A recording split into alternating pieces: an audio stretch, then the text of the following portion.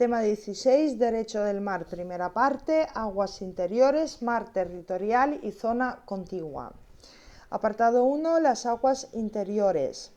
La autoridad ejercida por el Estado ribereño en su espacio marítimo adyacente viene determinada por la noción de soberanía. La soberanía del ribereño sobre sus aguas interiores y territoriales comprende un conjunto de competencias cuyo contenido se traduce en ejercicio de su poder de coerción en esas aguas. Tanto el Convenio sobre Mar Territorial de 1958 como la Convención de 1982 definen las aguas interiores como aquellas aguas marinas o no continentales que tienen su límite exterior en el mar territorial y el interior en tierra firme.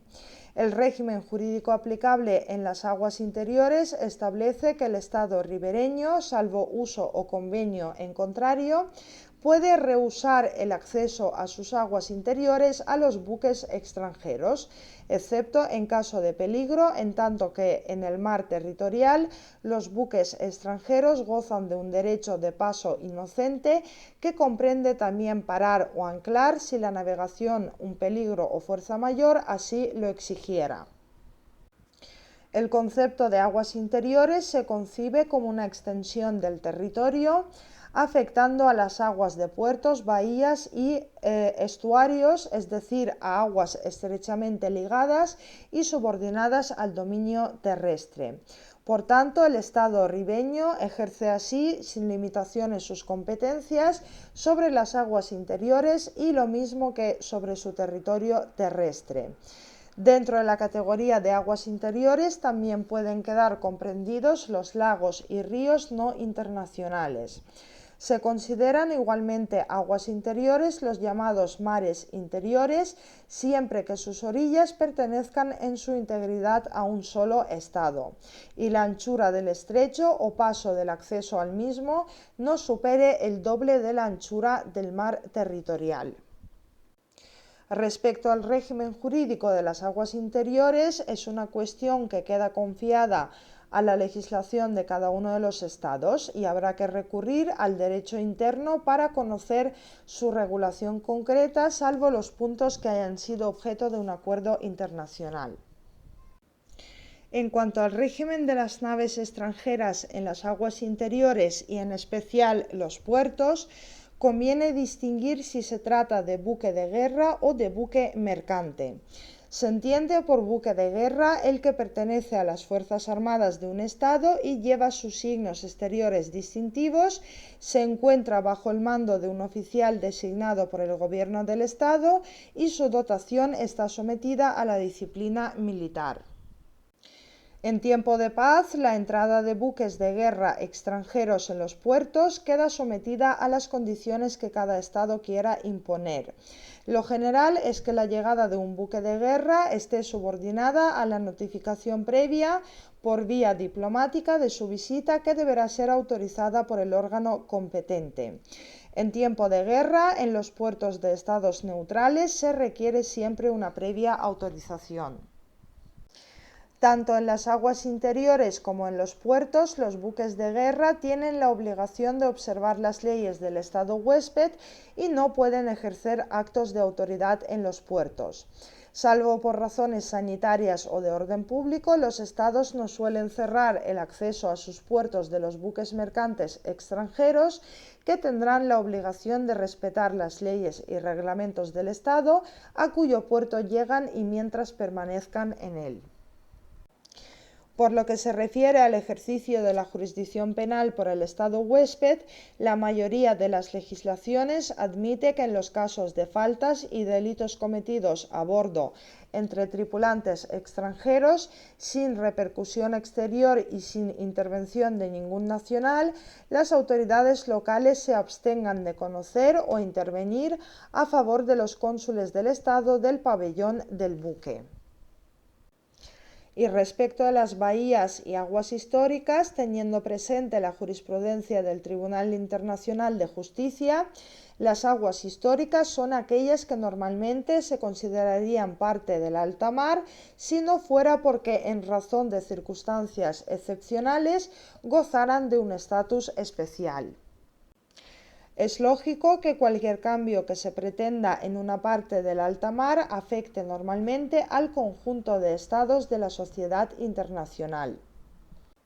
Por tanto, ninguna pretensión histórica puede aceptarse si no es mediando la aquiescencia del conjunto de estados de la sociedad internacional. La aquiescencia necesaria para la consolidación de un título histórico debe entenderse como una tolerancia generalizada o ausencia de oposición o protesta respecto a una situación.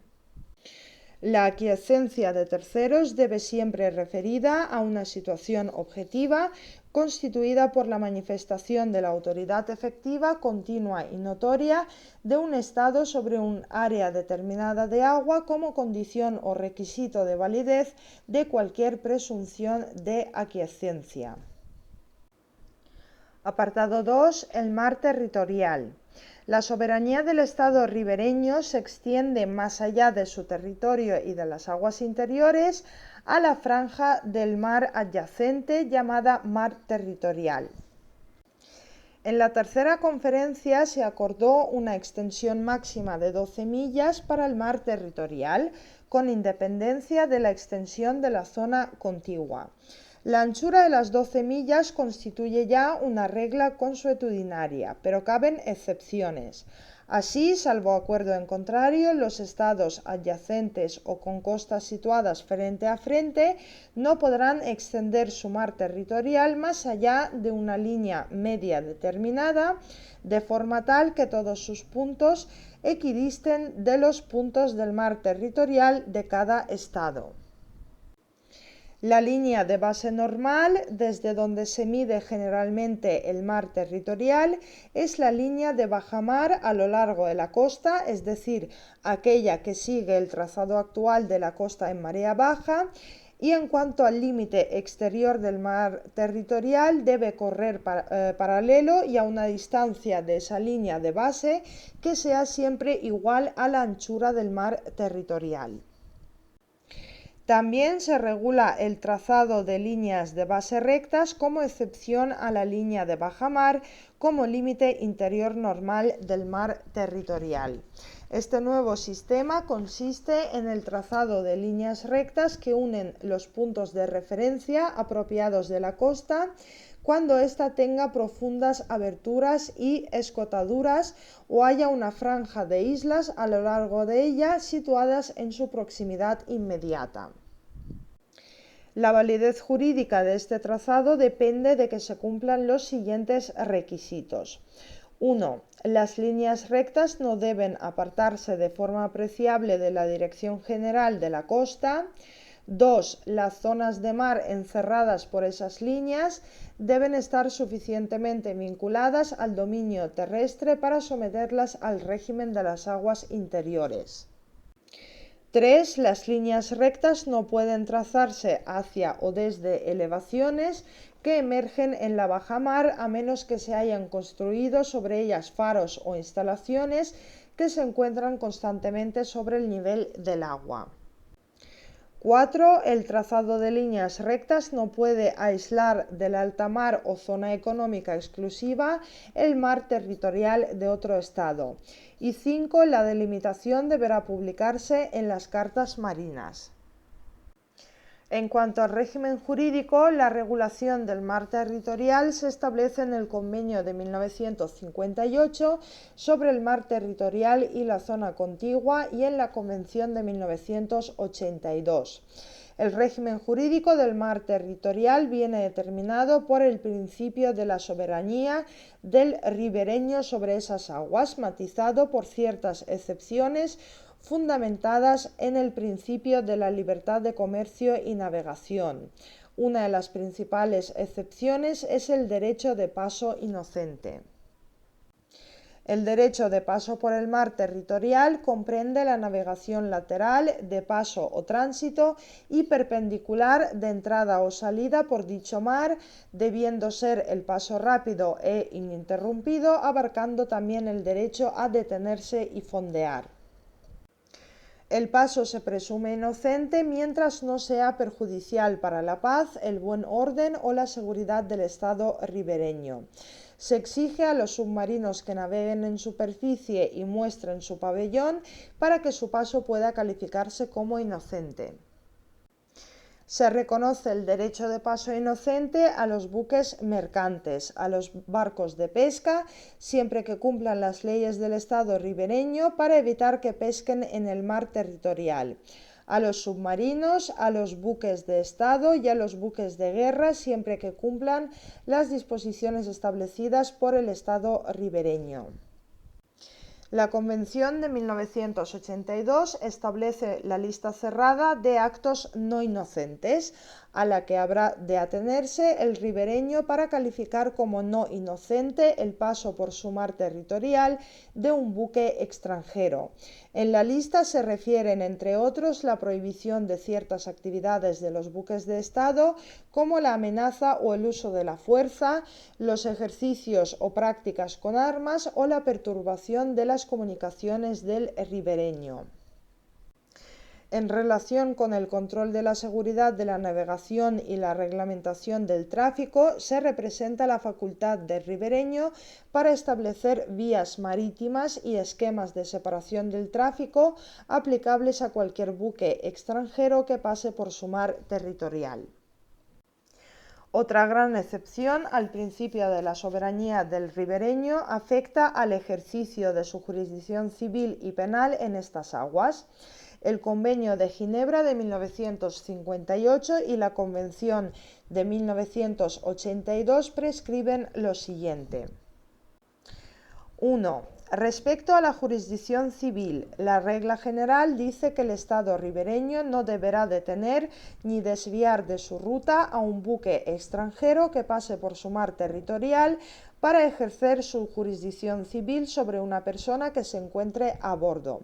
Dicha regla tiene dos excepciones. A. La posibilidad de llevar a cabo medidas de ejecución en materia civil por obligaciones o responsabilidades contraídas por el buque con motivo de su paso por las aguas del Estado ribereño. Y B. La posibilidad de tomar las medidas precautorias que la legislación del Estado ribereño permita en los casos de detención en el mar territorial. Y 2. Respecto del ejercicio de la jurisdicción penal, la regla general es negativa para el Estado ribereño, pero admite 4 excepciones. A. Si la infracción tiene consecuencias en el Estado ribereño. B. Si es de naturaleza que pueda perturbar la paz del país o el orden en el mar territorial. C. Si el capitán del buque o el cónsul del Estado de su pabellón pide la intervención de las autoridades locales. Y D. Si es necesario para la represión del tráfico de estupefacientes. Y en cuanto a la reglamentación española sobre su mar territorial, España reguló su mar territorial por medio de la Ley 10/1977, donde se fijan 12 millas de extensión para dicho mar. Se considera como su límite interior la línea de bajamar escorada o las líneas de base rectas que el gobierno decidiera establecer. El límite exterior del mar territorial español estará determinado por una línea en la que todos sus puntos se encuentren a 12 millas de los puntos más próximos de las líneas de base. La delimitación convencional del mar territorial español está compuesta por cierto número de tratados, entre los que destacan los 2 convenios de guarda con Portugal y el Convenio de París de 1974. La Ley 10/1977 establece que la misma no afectará a los derechos de pesca reconocidos o establecidos a favor de buques extranjeros en virtud de convenios internacionales. Terminamos el tema con el apartado 3, la zona contigua. La llamada zona contigua está recogida en el Convenio sobre el Mar Territorial y la Zona Contigua de 1958, que la define como una zona de alta mar contigua al mar territorial, donde el ribereño ejerce la vigilancia necesaria para prevenir o perseguir las violaciones de sus reglamentaciones aduanera, fiscal, de inmigración y sanitarias que puedan cometerse o se hayan cometido en su propio territorio o en su mar territorial. La zona contigua se configura como un nuevo espacio para la protección de ciertos intereses del ribereño en una extensión de mar más amplia. La anchura de la zona contigua no se puede extender más allá de 24 millas contadas desde la línea de base desde donde se mide la anchura del mar territorial. En cuanto a la naturaleza jurídica de la zona contigua, la Convención de 1982 autoriza el establecimiento por el Estado ribereño de una zona económica exclusiva de hasta 200 millas, lo que impide que la zona contigua forme parte del alta mar, siendo su régimen residual el de la zona económica exclusiva con la que se superpone.